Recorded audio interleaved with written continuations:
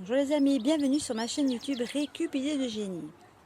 Je vais vous montrer comment bouturer une menthe. Peu importe la qualité de la menthe, elles sont toutes bouturables. Le plus facile effectivement c'est d'aller récupérer les rhizomes, mais si vous n'en avez pas de souci. Vous en achetez une au magasin, il n'y a que les branches, pas de souci, il y a moyen d'en faire une plante. Alors on va faire un petit exemple ici. Voilà. Vous voyez, hop, je viens de découper un bout. Je vais en prendre 2, 3. Hop. Puis ça sent super bon.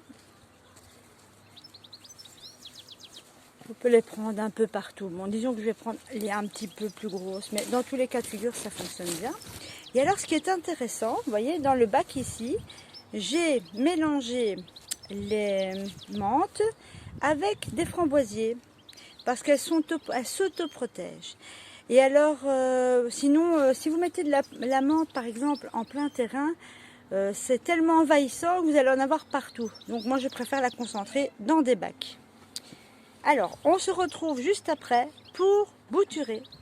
Donc voilà, on y est. Donc je récupère la menthe que je veux bouturer. J'en ai pris plusieurs. Voilà. Donc il vous faut juste un petit contenant, un verre d'eau, peu importe. Je récupère de l'eau. Je mets de l'eau.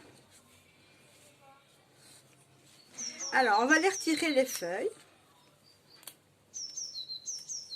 Alors ce qui est intéressant, c'est que les feuilles, vu que c'est de la menthe, vous pouvez les faire sécher pour en faire du thé par exemple, ou alors un assaisonnement pour vos salades, ou bien je sais pas moi, du riz, voilà, ce que vous voulez. Voilà, ou pour du taboulé, je sais bien qu'il y en a beaucoup qui aiment bien. Ou à la limite, vous pouvez même en mettre dans un bon dessert. Chocomante par exemple. Voilà, je retire comme ça. Et d'ici quelques jours, on aura des racines. Donc c'est hyper facile la menthe. Il n'y a rien de plus simple que pas grand chose à faire. Voilà.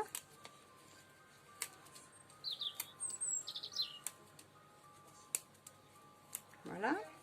Voilà, ici donc j'en fais 3. Ça sent super bon. J'en fais 3. Et c'est parfait. Ah oui, aussi, vous pouvez en mettre dans un mojito. Si vous avez envie de faire du mojito. Donc moi, ceux-ci, je vais les mettre sur... Allez, je vais prendre... Vous voyez, je récupère ça dans les biscuits. Comme c'est du papier cartonné qui peut être utilisé au point de vue alimentaire. Je vais venir positionner mes quelques feuilles. Et que je vais les faire sécher durant quelques jours. Ou alors, si pas, vous mettez sur du papier sulfurisé, par exemple.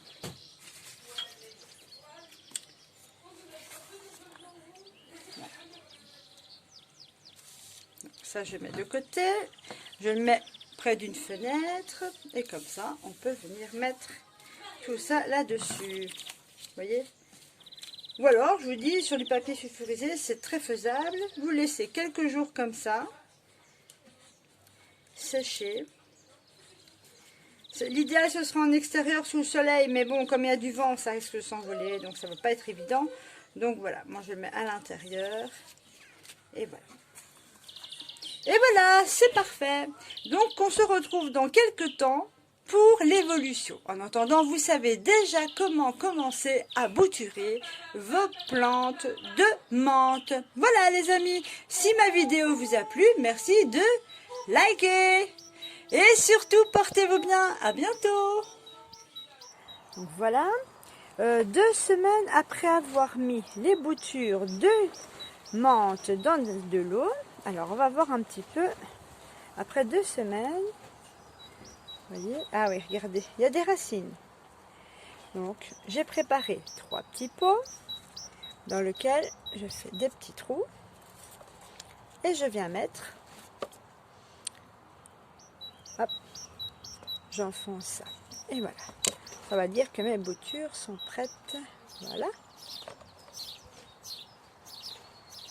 Et voilà. Il n'y a plus qu'à tasser un petit peu.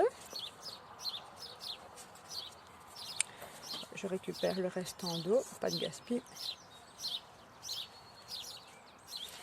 Et voilà les amis, mes 3 boutures ont prise dans l'eau. Et maintenant, je les ai repiquées dans des pots. Comme ça, dès que la plante va un peu plus se fortifier, j'irai les planter à même le sol en extérieur.